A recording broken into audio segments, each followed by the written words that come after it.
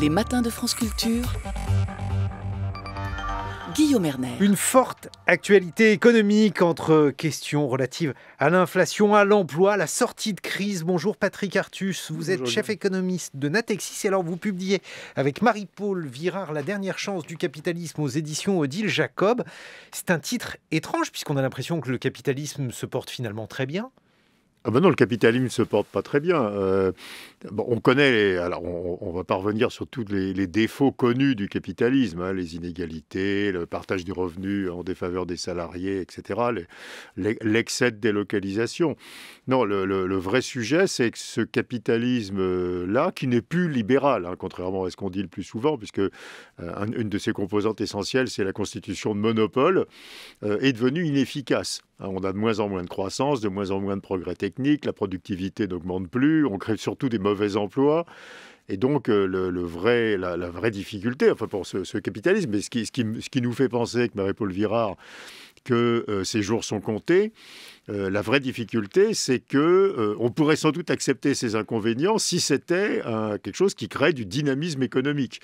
Or, il ne crée pas de dynamisme économique, hein, et au contraire. Alors, évidemment, il faut essayer de comprendre pourquoi. Il y a plusieurs raisons, hein, mais ce qui fait que ce modèle va être rejeté, c'est qu'on n'est plus dans le deal de Reagan, hein, où vous aurez des inégalités, mais en même temps, vous aurez une économie dynamique. On a des inégalités, une économie qui n'est pas dynamique. Mais alors, justement, alors que vous parlez d'une économie peu dynamique, la presse, plutôt d'ailleurs la presse américaine pour la situation aux États-Unis, parle d'un rebond étonnant de l'économie, d'une surchauffe avec un risque qui est complètement inattendu, parce qu'on s'attendait à avoir un chômage de masse. Il est là, mais moins important que prévu. En revanche, le risque principal qui est pointé, c'est l'inflation. Oui, alors là, on est dans un horizon qui n'est pas le même, hein. On est dans un horizon de beaucoup plus court terme. Il y a de l'inflation aux États-Unis, hein. Le dernier indice des prix est à plus de 4% sur un an.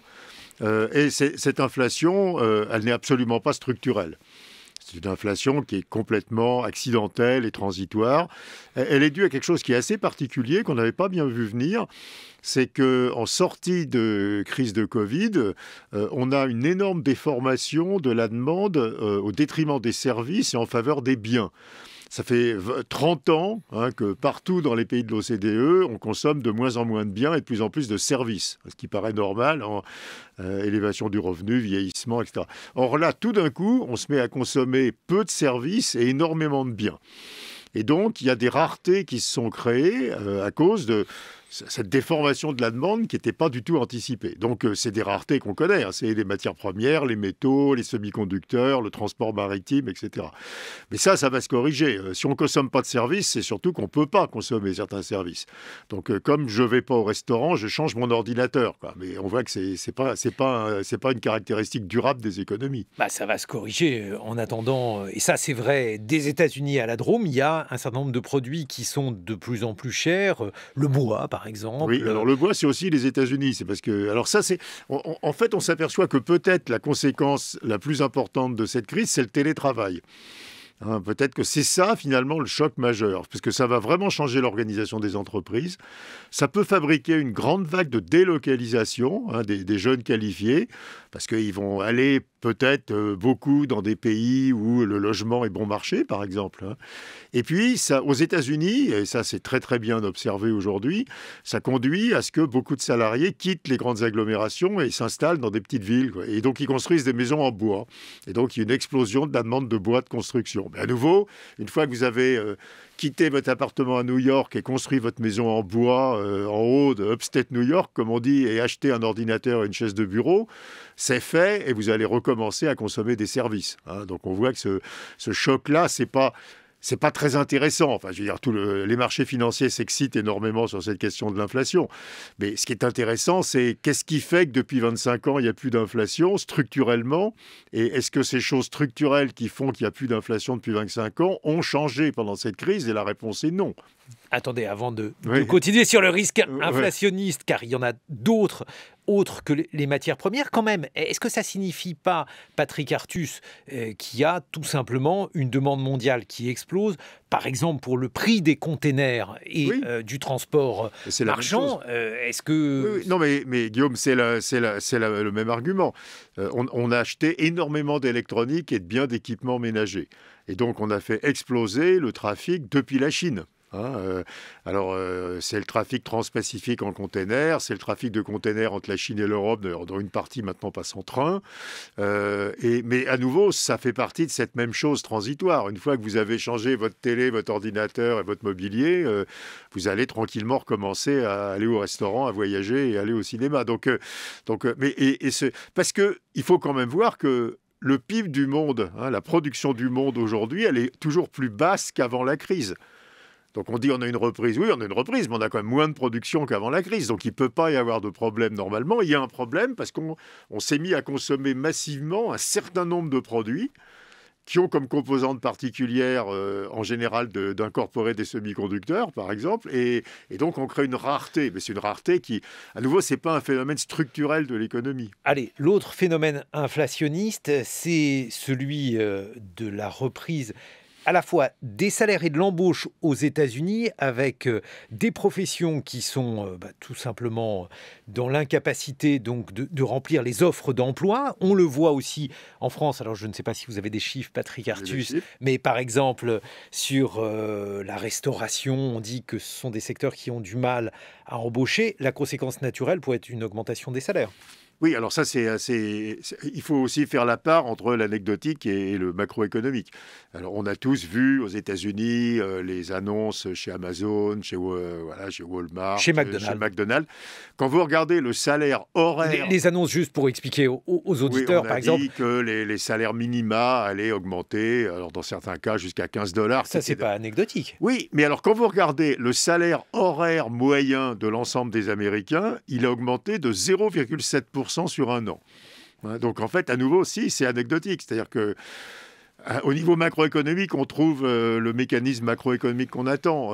Il manque toujours 9 ou 10 millions d'emplois aux États-Unis par rapport à la situation d'avant la Covid et les salaires n'augmentent pas. Mais la question du salaire minimal, qui est très importante pour la gauche et pour Biden, à $15 de l'heure, est-ce que vous trouvez ça anecdotique ? Mais il ne le fera pas. Moi, je pense qu'il ne le fera pas pour la raison suivante. Parce que si effectivement vous faites une hausse globale forte du salaire minimum aux États-Unis, si on mettait à $15 de l'heure le salaire minimum, on toucherait à peu près directement 30 millions d'Américains.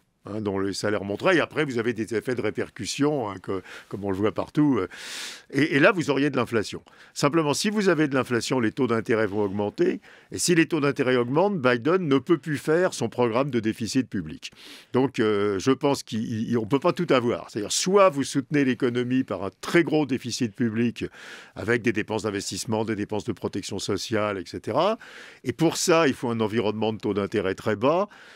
Et si vous montez en même temps que vous faites ça le salaire minimum, vous n'avez plus l'environnement de taux bas. Donc je pense que Biden a choisi de ne pas monter le salaire minimum. Alors évidemment, il y aura quelques entreprises où les plus bas salaires vont monter, mais à nouveau, au niveau agrégé, regardez, l'inflation est à 4 et les salaires horaires à 0,7. C'est quand même impressionnant. Bien sûr, mais cette mesure, elle est plébiscitée par 85% des démocrates, 45% des républicains. Oui. Ça, c'est finalement la chose la plus étonnante. Mais il ne le fera pas. Ou alors, s'il le fait... Enfin, je veux dire, on ne peut pas tout avoir.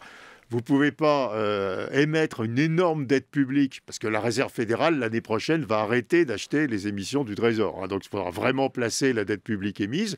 Vous ne pouvez pas placer une énorme dette publique à des taux d'intérêt bas et en même temps faire une hausse massive des plus bas salaires. Il faut choisir. Donc, on ne peut pas faire les deux.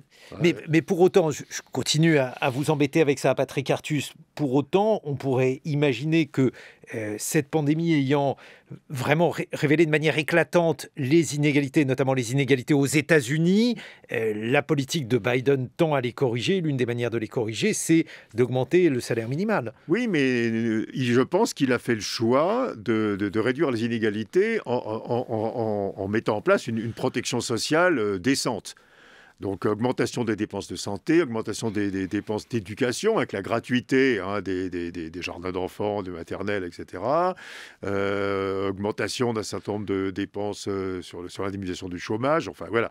Donc, je pense qu'il a plutôt fait le choix de mettre en place une protection sociale, pas tout à fait européenne, mais allant dans cette direction, plutôt que les hausses de bas salaires. Et alors, c'est un débat, mais honnêtement, vous voyez l'argument, hein. Les bas salaires, c'est quand même des emplois de service assez peu qualifiés sur lesquels il est très difficile de faire des gains de productivité. Donc, si vous montez massivement les bas salaires, vous avez de l'inflation. Ça serait une vérité. Et on ne peut pas avoir de l'inflation et faire une politique de dette publique massive. Pourquoi ne pas imaginer un autre partage de la valeur ajoutée ? Oui, mais à ce moment-là, il faut, on peut revenir. Enfin, c'est-à-dire, c'est des choses dont on débat dans le bouquin que vous avez la gentillesse de parler.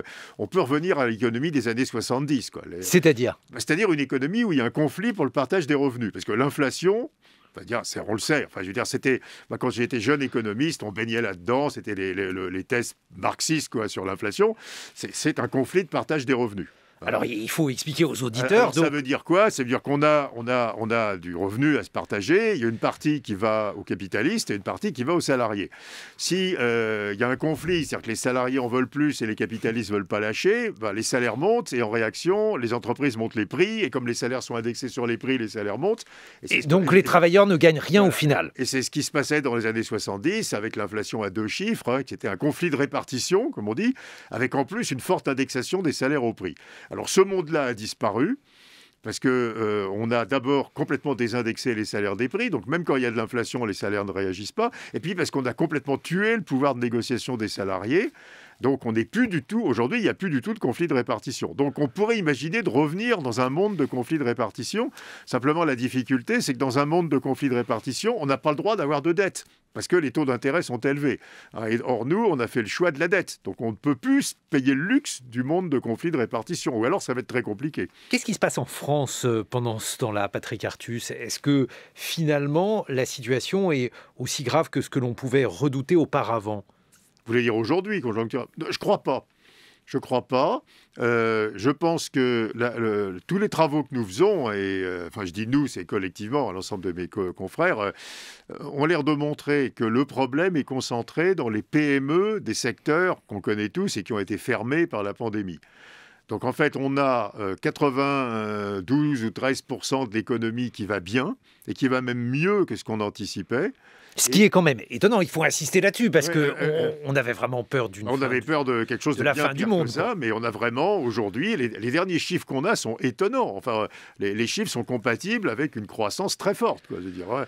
Et puis, on a un bout de l'économie qui fait 6 ou 7% de l'économie qui qui allait jusqu'à la semaine dernière extrêmement mal. Bon, il faut quand même rappeler aux auditeurs, là aussi, qu'on a gagné 2 ou 3%, puisque si Economist parlait de l'économie des 90%, sous-entendu 10% de l'économie est fermée. C'est pas le cas. Non, c'est pas le cas. Et on fonctionne on fonctionnait, enfin jusqu'à, on n'a pas encore les chiffres bien sûr depuis une semaine, mais on fonctionnait à moins 5% de la normale.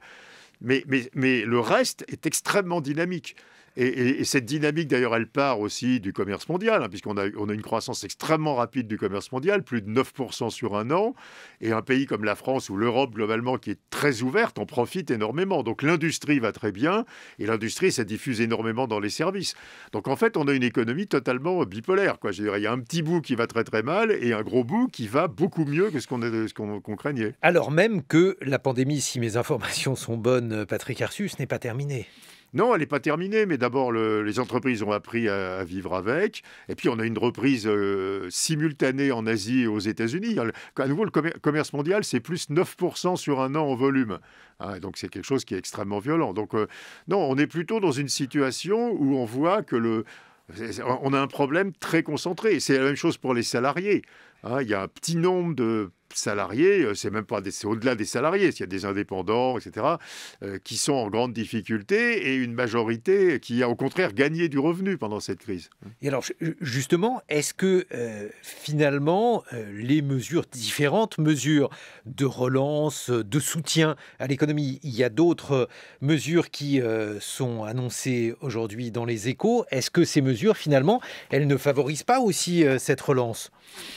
Il y a deux types de mesures. Il y a eu des mesures complètement défensives Le chômage partiel, les plans de soutien aux entreprises, ces mesures, évidemment, n'ont d'intérêt que tant qu'on est dans une économie en difficulté. Le vrai débat, il me semble qu'il faut qu'on ait, c'est sur les mesures de long terme. Est-ce que ce qu'a annoncé le gouvernement est suffisant? Et moi, je pense qu'il manque tout un pan, qui est le pan que j'appelle compétences.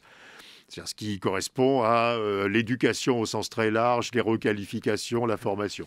On a un énorme problème de compétences dans ce pays, on le sait très bien.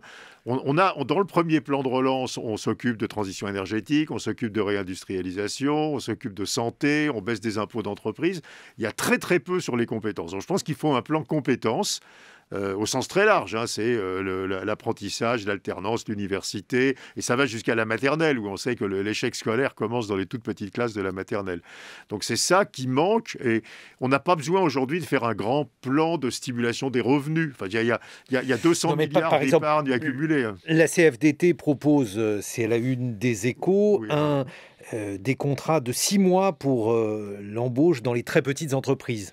Oui, alors on sait qu'on a eu une expérimentation déjà sous Sarkozy de zéro charge sur les embauches dans les PME. Ça marche très très bien. C'est-à-dire que la réponse de l'emploi à ce type de mesure est très forte. Donc on peut effectivement réfléchir à ça. Mais je crois qu'il faut cibler. On n'est plus aujourd'hui dans un besoin de faire un chèque à tout le monde, que ce soit des ménages ou des entreprises. Il faut cibler d'une part sur les ménages et les entreprises qui sont encore en difficulté. Et puis je pense qu'il faut cibler sur cette question des compétences, parce qu'on sait que tant qu'on n'aura pas corrigé ça, le reste ne marchera pas. Vous ne pouvez pas réindustrialiser s'il y a des problèmes d'embauche massifs. Vous ne pouvez pas digitaliser une économie où il n'y a pas de diplômés en sciences. Enfin, donc il y a un énorme problème de compétences qu'il faut traiter. On va partir avec vous à la recherche du monde d'après. Patrick Artus, c'est l'un des chapitres du livre que vous publiez avec Marie-Paule Virard, La dernière chance du capitalisme, aux éditions Odile Jacob. On va voir quelles sont les conséquences actuelles de cette pandémie, laquelle n'est pas terminée, mais on voit déjà un certain nombre de tendances très nettes sur l'économie mondiale. Vous serez rejoint dans quelques instants par Nicolas Chéron. Il est stratégiste marché pour Zone Bourse, spécialiste de crypto-monnaie. Il est 8h sur France Culture. Excellent réveil à tous. 7h, 9h, les matins de France Culture, Guillaume Erner. Et l'on parle de l'économie du monde d'après, mais pas le monde d'après, vous voyez, le monde d'après de maintenant, celui que l'on observe déjà sous nos yeux et qui est témoin de ce qui a changé suite à cette pandémie et qui n'a à peu près rien à voir avec ce que l'on imaginait il y a quelques semaines encore. Nous sommes en compagnie de Patrick Artus, vous êtes chef économiste de Natixis. Natixis, il faut dire que sont les anciennes caisses d'épargne. Pas tout à fait. Et la Banque Populaire. C'est Banque Populaire, caisse d'épargne. Voilà, vous publiez avec Marie-Paule Virard La dernière chance du capitalisme aux éditions Odile Jacob. Et en face de vous, Nicolas Chéron. Bonjour, je vous ai convié, Nicolas Chéron, parce que vous êtes notamment spécialiste de crypto-monnaie. Et l'une des choses les plus étonnantes dans cette atmosphère étrange sur le plan économique, ce sont les crypto-monnaies. On va en parler dans quelques instants. Mais tout d'abord, Patrick Artus, ce monde d'après que l'on voit sous nos yeux, on a commencé à l'évoquer. On a dit qu'il y avait une inflation qui, pour vous, est une inflation momentanée. On a vu qu'il y avait des changements qui étaient déjà des changements effectifs, par exemple le télétravail, avec des répercussions sur l'immobilier, notamment l'immobilier de bureau. Quel tableau dresser finalement de ces changements qu'on a aujourd'hui sous nos yeux ? Il y a tout ce que vous voulez dire, qu'en général on regroupe sous le mot digitalisation de l'économie. Donc tout est plus digital, la façon dont on travaille, la façon dont on consomme, les loisirs.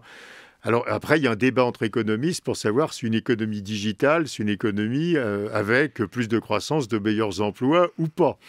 Les plateformes Internet, ça crée plutôt de mauvais emplois. Donc on n'est pas sûr du tout que cette économie digitale, elle soit meilleure et qu'elle crée plus de revenus et qu'elle crée plus d'emplois qualifiés. Elle crée un petit nombre d'emplois qualifiés et beaucoup d'emplois pas qualifiés. Et puis après, second grand choc, alors ça nous conduit à votre sujet d'après, Guillaume, c'est la monnaie. Les banques centrales, les États ont voulu faire des déficits publics gigantesques. C'était impossible sans le soutien des banques centrales qui ont acheté les dettes publiques émises et ont créé de la monnaie pour payer ces achats. En fait, on a financé les déficits publics par la création monétaire. Ce qui d'ailleurs rend complètement surréaliste le débat qu'on a aujourd'hui sur la dette. Pourquoi ? Il n'y a pas de dette Covid. La dette Covid, elle a été aussi vite détruite qu'elle a été créée, puisqu'elle a été rachetée par les banques centrales. Donc tout se passe comme si on avait financé toutes les dépenses Covid directement par de la création de monnaie. Mais pourtant, il y avait dans les Échos la semaine dernière un tableau assez inquiétant pour les Français qui expliquait qu'il allait nous falloir 67 ans. Oui, mais ça, c'est un travail 67 ans pour rembourser la dette. Un travail de l'RRMS que je trouve ridicule, pour dire la vérité. Pourquoi ? Elle n'existe pas, cette dette. On ne rembourse pas une dette qui n'existe pas, quoi. Cette dette, elle a été détruite. Cet argent, il existe. Oui, c'est de la monnaie. C'est-à-dire que quand l'État français paye le chômage partiel, il fait une gesticulation un peu bizarre qui est due à des contraintes légales, qui est qu'il émet une obligation qui est dans l'instant achetée par la Banque centrale, qui paye en créant de la monnaie.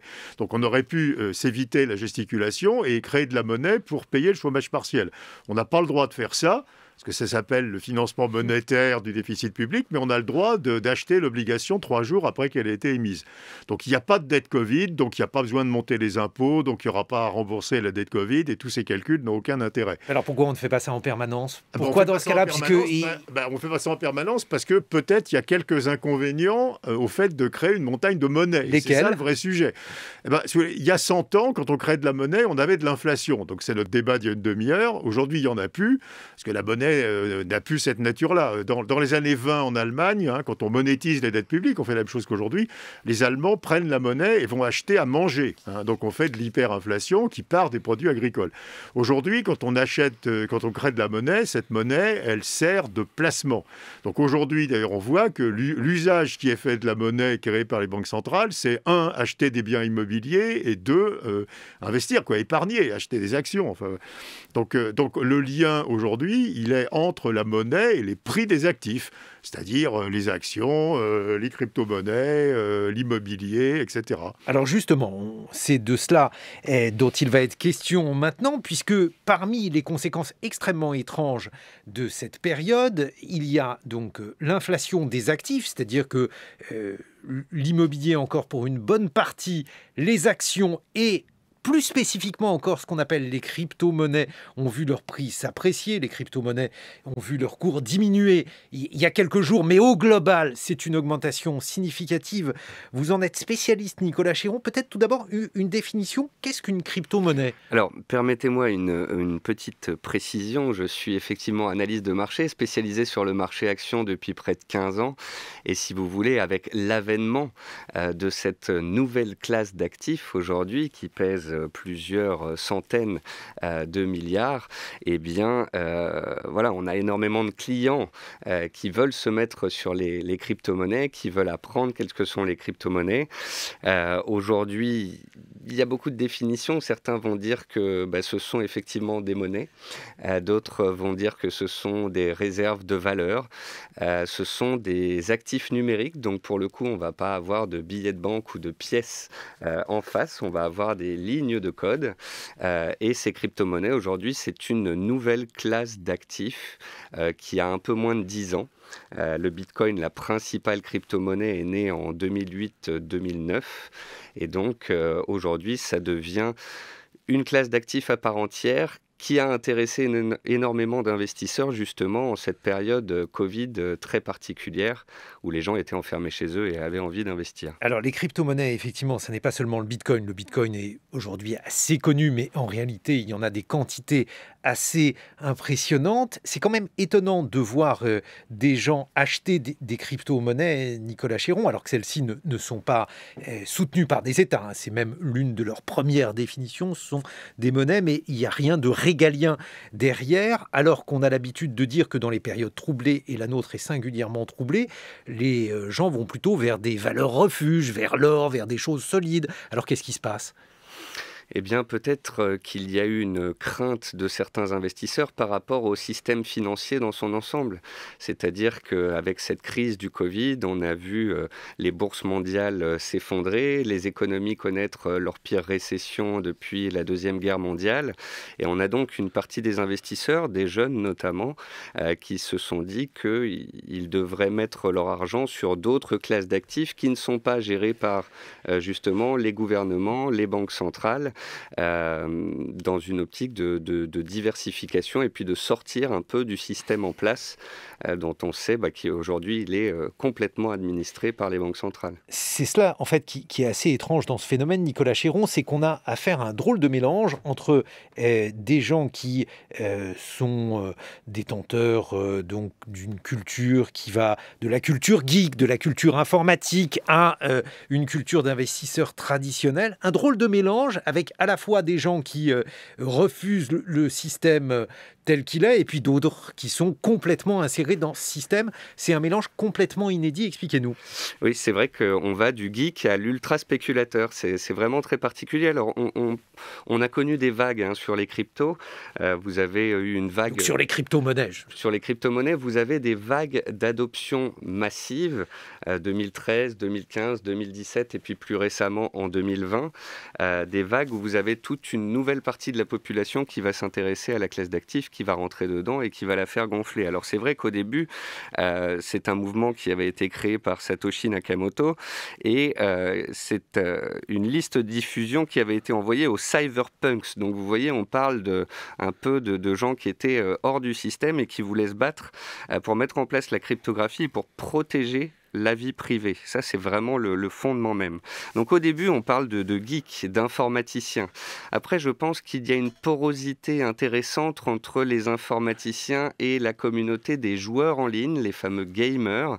Aujourd'hui, ma génération, j'ai près de 40 ans, a vieilli et on a un nombre de personnes qui jouent aux jeux vidéo et qui sont connectées à Internet qui est absolument énorme. Donc je pense qu'au début, on avait les geeks, puis les gamers, et puis on a vu des investisseurs de plus en plus spécialistes, enfin de moins en moins spécialistes d'ailleurs, des spécialistes au début des crypto-monnaies, et puis ensuite des spéculateurs purs qui se sont tout simplement intéressés à la volatilité de ces actifs, puisqu'on parle de performances en centaines ou en milliers de pourcents, là où notre marché action est désormais un peu plus calme. Et oui, c'est-à-dire qu'on a vu des valeurs, dont le Bitcoin, passer d'une valeur 0 à une valeur de 50 000 $ pour redescendre, remonter. Patrick Artus, votre regard sur ce phénomène, là aussi complètement inédit. Je suis d'accord avec l'explication. Il y a un mélange de défiance vis-à-vis de la gestion monétaire des banques centrales qui crée trop de monnaie, quoi. Donc les monnaies publiques sont dépréciées, dévalorisées. Mais pourquoi c'est dangereux de créer trop de monnaie ? Non, mais oui. Et puis il y a le mouvement libertarien en disant ce truc, l'État met pas ses sales mains sur ma monnaie, quoi. Bon, moi je pense que les crypto-monnaies privées vont disparaître. Je pense que dans 5 ans ou dans 10 ans, on n'en parlera plus, parce que ça ne peut pas marcher. Vous émettez, la façon dont c'est fait, c'est que vous en émettez une quantité qui, à la fin, ne varie plus. Il y a une espèce d'état stationnaire où le mining devient tellement compliqué. Là, il va falloir que vous traduisiez. Donc ça devient trop cher d'en fabriquer de nouveaux. Donc on aura une offre de Bitcoin, par exemple, qui sera à peu près constante. Et la demande, elle est ce qu'elle est. Donc, tous les mouvements de la demande passent dans les prix. C'est bien ce qu'on voit. Donc, vous fabriquez un actif dont la variabilité du prix va être de plus en plus gigantesque. Et ça ne peut pas conduire à ce que ça prenne une part de marché conséquente. Les humains n'ont pas envie de mettre une partie importante dans leur épargne dans un truc dont le prix peut doubler, puis être divisé par 2, puis redoubler. Donc, ça va rester petit. Et puis, deuxième facteur, les États sortent leurs crypto-monnaies qui sont... Mais alors, qu'est-ce que ça veut dire une crypto-monnaie ? Crypto, ça veut juste dire que les échanges sont gérés sur la blockchain. C'est juste de la technologie. Alors, la blockchain, c'est un algorithme informatique. C'est un échange sans unité centrale d'échange. Mais c'est essentiel parce que ça veut dire, d'une part, que c'est sécurisé, c'est sur différents ordinateurs. Et il n'y a pas de chambre de compensation centrale. Tout est décentralisé. Mais il y aura bientôt des crypto-monnaies publiques. Et les États qui sortent des crypto-monnaies publiques, on le voit en Chine aujourd'hui, veulent détruire évidemment les crypto-monnaies privées pour que les leurs prennent la place. Le Bitcoin en Chine, ses jours sont comptés. Et ça sera bientôt le cas aux États-Unis. Donc je pense que, c'est trop volatile. C'est comme l'or avant la découverte des Amériques, quoi. Les prix s'envolent parce qu'il n'y en a pas assez, puis après les prix s'effondrent. C'est comme les actions de l'eau, enfin, on ne sait pas si on doit dire l'eau ou l'as. Voilà, donc je ne crois pas à la capacité d'un actif dont l'offre est fixe et n'est pas gérée à devenir important, à prendre une part de marché importante. Et deux, les États vont vouloir imposer les leurs de crypto-monnaies. Donc ce que nous aurons dans notre téléphone portable, ça sera du crypto-euro. Et ça ne sera pas du Bitcoin, mais ça sera de l'euro, ça ne sera pas un autre actif, ça sera de l'euro sur la blockchain, quoi. Mais alors, en attendant, Nicolas Chéron, là aussi, le phénomène des crypto-monnaies, ça n'est pas seulement donc une manière de voir différemment les devises, à telle enseigne d'ailleurs qu'on se demande si on a encore affaire à des monnaies, c'est aussi une autre manière de voir la finance avec différents organismes qui veulent faire concurrence aux banques, qui veulent envisager un autre système bancaire. Expliquez-nous. Oui, effectivement, via la finance décentralisée, on va permettre à certains acteurs de se prêter de l'argent, par exemple, entre vous et moi, sans passer par le système bancaire. Aujourd'hui, il y a déjà des milliards de dollars qui sont échangés, qui sont prêtés, reçus entre des particuliers en direct, sans passer par tout le maillage, si vous voulez, traditionnel de la banque qui va valider les transactions et permettre les échanges. Donc ça, c'est une grande innovation. C'est une manière, Patrick Artus fait non de la tête, mais on va continuer, Nicolas Chéron. Ça veut dire qu'on a la possibilité d'envisager, en tout cas c'est une utopie concrète, une autre manière de faire office de banque. C'est une possibilité. Après, je pense que de la même manière que les États essayent de contrôler les crypto-monnaies et de les réguler, les banques vont aussi avoir leur mot à dire et vont aussi vouloir peut-être changer la donne. Alors après, j'hésite parce que y a les banques qui vont se dire contre et puis il y a les banques qui vont carrément investir dedans. C'est là où je ne suis pas d'accord avec vous, Monsieur Artus, c'est-à-dire que en 2017, lorsqu'il y a eu la bulle sur les crypto-monnaies, j'étais un analyste boursier classique. C'est-à-dire qu'à ce moment-là, on avait une surmédiatisation d'un phénomène, une entrée massive de particuliers qui ne connaissaient rien au Bitcoin. D'ailleurs, on pouvait trouver sur Internet le nombre de recherches comment acheter du Bitcoin en carte bleue qui avait littéralement explosé. Et on avait des prix qui partaient en parabolique. Et à ce moment-là, en 2017, je me suis dit, on est dans la crise des tulipes, on est dans une nouvelle crise, dans une nouvelle bulle majeur et ça va retomber tout seul. Mais depuis 2018, 2019, 2020, depuis 3 ans, il y a comme une maturation de cet écosystème. Et de la même manière qu'en l'an 2000, nos sociétés technologiques avaient connu une bulle, étaient retombées, et puis ensuite on avait une maturation de tout ce qui était technologie, et bien là, ces dernières années, on a vu un nombre de projets se mettre en place autour des crypto-monnaies absolument phénoménales. Quel type de projet, par exemple? Donnez-nous des exemples. Alors, vous avez un des plus gros projets qui a été mis en place récemment, c'est un concurrent du Bitcoin, c'est l'Ethereum. L'Ethereum, c'est un système de protocole. Et alors, c'est encore très abstrait, mais si vous voulez, sur l'Ethereum, on va pouvoir mettre en place des smart contracts. Alors, qu'est-ce qu'un smart contract ? Voyez ça comme un automatisme. Prenons un exemple simple, et c'est aussi parce qu'il n'y a pas encore assez de cas d'utilisation dans la vie quotidienne que les gens ne se rendent pas compte de la puissance peut-être de ce système. Après, je vous avouerai que je me pose encore la question de savoir si dans 10 ans, nous aurons un écosystème crypto-monnaie ou pas. Mais Donnez-nous un exemple de ce que peut être un smart contract. Eh bien voilà, vous prenez un avion avec Air France, vous allez en voyage et puis à votre retour, votre avion est en retard. Eh bien vous allez mettre en place un smart contract qui va faire que sur la blockchain, on va avoir la liste protégée, cryptographiée de l'ensemble de ces passagers et que si l'avion arrive en retard, eh bien il y a une ligne de code, un automatisme qui dit eh bien l'ensemble de ces clients-là, demain, vont être remboursés d'une partie du prix du billet parce que ils sont en retard. Donc on a comme ça des utilisations qui sont en train de se mettre en place petit à petit. On a des sociétés françaises, notamment dans la blockchain, qui sont en train de signer des contrats avec des grosses sociétés du CAC 40 pour essayer de mettre en place des systèmes de blockchain à moyen long terme. Patrick Artus, je vous vois bouillir. Non, mais deux choses. Il ne faut pas confondre les crypto-monnaies et la blockchain. Oui. Ma banque fait du crédit sur la blockchain. Je veux dire, c'est une technique informatique. Ça n'a aucun rapport avec les crypto-monnaies. Les smart contracts, on fait tout ça dans l'assurance. Ça n'a aucun rapport avec les crypto-monnaies. C'est la blockchain. Donc, il ne faut pas confondre l'instrument informatique et la monnaie qui est dessus. Deuxièmement, quand on a créé les banques, alors c'est quand même assez ancien, enfin disons dans le monde contemporain, en Italie, à la fin du Moyen-Âge, hein, voilà. Ça a été considéré comme un immense progrès par rapport à la situation antérieure où monsieur A prêtait à monsieur B, parce que les banques diversifient le risque et fournissent de la liquidité. Moi, je crois qu'il y a une supériorité terrible de la banque par rapport à la situation où monsieur A prête à monsieur B. Donc je ne crois absolument pas à ça. Non, je pense que les crypto-monnaies, c'est essentiellement aujourd'hui, à part à nouveau le petit noyau de gens qui y croient pour des raisons philosophiques, qui sont à nouveau des libertariens anti-État, c'est essentiellement quelque chose qui est purement spéculatif.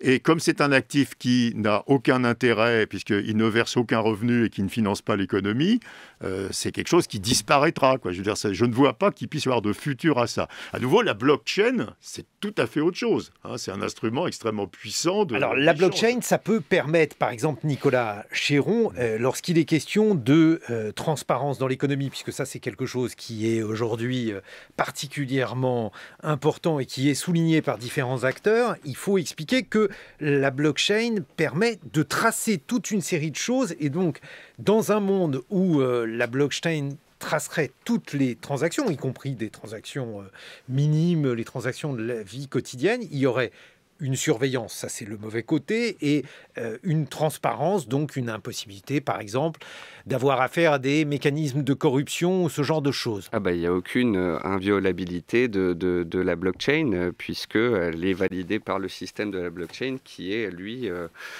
on ne peut pas hacker le système de la blockchain. Donc c'est vraiment une validation qui est faite par plusieurs acteurs, et c'est un système qui va complètement valider les informations. Et je me perds un petit peu. Et lorsque l'on voit ça, justement, Patrick Artus, on se dit qu'il y a une possibilité, effectivement, d'utiliser ces différentes techniques pour poursuivre la digitalisation avec, là aussi, des révolutions dans le domaine bancaire. Oui, alors il y a deux niveaux. Moi, je crois à nouveau que ce qu'on aura, c'est les crypto-monnaies publiques. Donc, on aura du crypto-euro, du crypto-dollar, du crypto-renminbi, il y en a. Et ça, c'est quand même un changement considérable. Alors, il y a deux formes de crypto-monnaie publique. Il y a celui qui ne sert qu'aux échanges entre les banques. Donc là, c'est vraiment la blockchain. Donc, à nouveau, c'est pas très intéressant. Enfin, c'est pas très intéressant, si, mais c'est de la technologie. Mais ce que font les Chinois, c'est de la crypto-monnaie privée. C'est-à-dire que vous allez payer avec du crypto-renminbi. C'est-à-dire votre compte en banque, il va plus être dans une banque, il va être à la banque centrale. Et c'est la banque centrale qui va gérer vos transactions. Alors peut-être jusqu'à un certain plafond. Et donc quand vous allez acheter votre déjeuner au restaurant, vous allez payer sur un débit de votre compte à la banque centrale. Alors il y a un risque totalitaire, hein, parce que ça veut dire que l'État connaît toutes vos transactions. Et c'est déjà le cas en Chine, puisque avant même qu'il y ait donc une crypto-devise, il y a la possibilité donc de supprimer la monnaie fiduciaire classique, et donc l'ensemble de vos transactions pourrait être tracé par, par exemple, le régime chinois. Oui, mais après, la question est de savoir si ça, c'est géré par votre banque, donc vous avez un compte dans une banque chinoise, ou si c'est géré en crypto-renminbi par votre compte dans les bilans de la Banque centrale. Et vous voyez que on va en fait, si ça avance beaucoup, les banques n'ont plus de dépôts, quoi. Les dépôts quittent les banques et vont à la Banque centrale. C'est pour ça d'ailleurs que les Européens, pour l'instant, n'ont pas ce projet-là. Leur projet de crypto-euro, c'est juste de l'interbancaire. C'est les échanges entre banques. C'est pas, pour l'instant, quelque chose qui est un substitut au dépôt des banques. C'est un substitut aux billets et aux pièces, quoi, mais pas au dépôt. Mais si vous allez à l'étape suivante, c'est la banque centrale qui gère la liquidité, quoi. Et c'est plus les banques commerciales qui gèrent la liquidité. Est-ce que ça veut dire, malgré tout, Patrick Artus, que on est dans une économie, dans une phase de l'histoire de l'économie où les banques centrales jouent un rôle complètement inédit? Alors c'est à la fois compliqué à expliquer parce que ce sont des mécanismes extrêmement techniques, et cependant, eh bien, aujourd'hui, ils ont des conséquences sur notre vie quotidienne. Évidemment, et moi je pense que ça pose un très très grand problème démocratique qui est la question de l'indépendance. Les banques centrales, elles sont indépendantes parce qu'on est sur une fiction qui est que la seule chose qu'elles font, c'est contrôler l'inflation à long terme. C'est la théorie monétaire la plus basique. Mais aujourd'hui, les banques centrales ne font pas ça. Alors effectivement, elles vont gérer les moyens de paiement avec les crypto-monnaies, mais elles financent les États. en monétisant les dettes publiques. Elles veulent intervenir dans le vert. Elles veulent racheter les créances vertes à des conditions meilleures que les autres créances. Elles financent les entreprises. Au Japon, elles achètent des actions. La Banque du Japon est le plus grand actionnaire des entreprises japonaises. Et donc, les banques centrales, elles interviennent dans tous les aspects de l'économie. Donc, comment est-ce qu'elles peuvent être indépendantes ? Comment vous faites tout ça sans être sous le contrôle des parlements ? Donc, je crois qu'il y a ça crée un gigantesque problème de démocratie. Et pour la Banque centrale européenne ? La Banque centrale européenne, c'est une question. Alors, pour l'instant, ils n'achètent pas d'actions. Ils aident quand même considérablement les États à se financer, à faire des déficits publics. Donc, ils interfèrent avec les politiques de l'économie réelle. À nouveau, la théorie de l'indépendance, c'est très clair. La Banque centrale peut être indépendante parce qu'elle n'interfère pas avec l'économie réelle, parce qu'elle a un seul objet qui est le contrôle de l'inflation. Si elle sort de cet objet, ça pose un véritable problème parce que ce qui fait les fondements de l'indépendance n'est plus présent, clairement. Patrick Artus, on a débuté cette discussion sur la question de l'inflation. Vous avez dit qu'elle est momentanée parce qu'il y a un certain nombre de besoins, du bois pour construire des maisons en bois, du métal parce que l'économie industrielle reprend, mais l'inflation des actifs, ce que l'on vient d'évoquer, l'inflation sur les actions. Les actions de Tesla. Par exemple, donc le constructeur d'automobiles électriques, ça aussi c'est un phénomène qui est étonnant. Non, c'est pas étonnant, à nouveau. C'est étonnant dans un climat économique quand même incertain. Mais non, parce que si vous voulez, le mécanisme, il est simplissime. On vous donne de la monnaie, puisqu'à nouveau, c'est la monnaie qui finance les dépenses publiques. Et cette monnaie, vous n'allez pas la garder, ça ne rapporte rien. Vous allez l'utiliser pour acheter des bitcoins, des actions, de l'immobilier, des entreprises. Et donc, vous faites monter les prix des actifs. C'est-à-dire que la régularité qui était qu'il y a 100 ans, il y avait un parallélisme entre l'augmentation de la quantité de monnaie et l'augmentation des prix des biens. Vous le retrouvez aujourd'hui dans le parallélisme entre l'augmentation de la quantité de monnaie et l'augmentation des prix des actifs. C'est-à-dire, si vous faites un joli graphique, vous verrez que les prix des actifs, donc les prix de l'immobilier, les cours boursiers, etc., ils suivent la quantité de monnaie. Nicolas Chéron. Oui, effectivement, on a eu des plans de relance, des plans budgétaires, des plans de soutien des banques centrales qui étaient historiques. Rappelons à vos auditeurs que le PIB mondial, c'est autour de 100 000 milliards de dollars.